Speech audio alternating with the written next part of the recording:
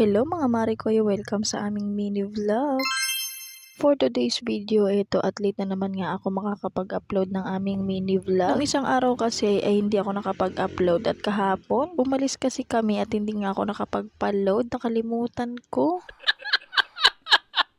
Bago nga kami bumiyahe ito at kumain nga muna kami dito sa McDo. At dito nga sa kinainan namin ito at may palaruan nga o diba kaya naman ito at happy nga ang bata. Fast forward, nandito na nga kami sa Bulacan o diba napakabilis. Uy, charot lang. Hindi kasi ako gaano nakapag-video kasi medyo nanghina ang person. Hindi kasi ako sanay sa mga biyahe-biyahe kaya for the suka-suka nga ang mga person. Yes, mga dahil dalawa kami ng baby ko ang sumuka o diba pati si baby Ili suka-suka din. Ewan ko ba bakit hindi ako sanay sa mga biyahe-biyahe. Kaya pangit akong kasama kapag babiyahe ng malayo dahil for the suka-suka nga. Pagkadating nga namin dito, itong mama ko nag-aya na nga mag-ginom-ginom. Pero syempre hindi ako uminom kasi hindi ako sanay. Naku po, Diyos mio. Eto nga at nagkanta-kanta na lang kami ng tita ko, diba? For the kanta-kanta yarn. Kita nyo naman sa labas na madilim na nga dahil gabi na nga nung mga oras na to. Ito naman nga ang baby Elise nyo, o diba? For the takbo-takbo lang yarn. Ewan ko ba dito sa tita ko kahit anong oras na ay nagkakanta-kanta pa nga. Ayan nga pala yung mama ng papa ko, o diba? Kahit naka-side view, kitang-kita na magkamukha talaga sila. Malamang mama niya yan.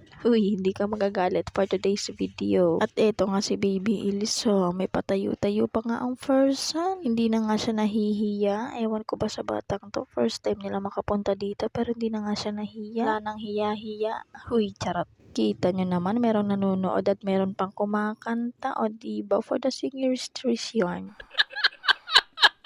Kita nyo naman yung oras, o diba? Kahit anong oras pwede kang kumanta dito. Huy, charot lang. Kahit nga may kumakanta, ayan, at for the nood pa din sila ng TV. Kahit nga may nanonood ng TV, ayaw nilang magpapigil, ayan, at kanta-kanta pa din.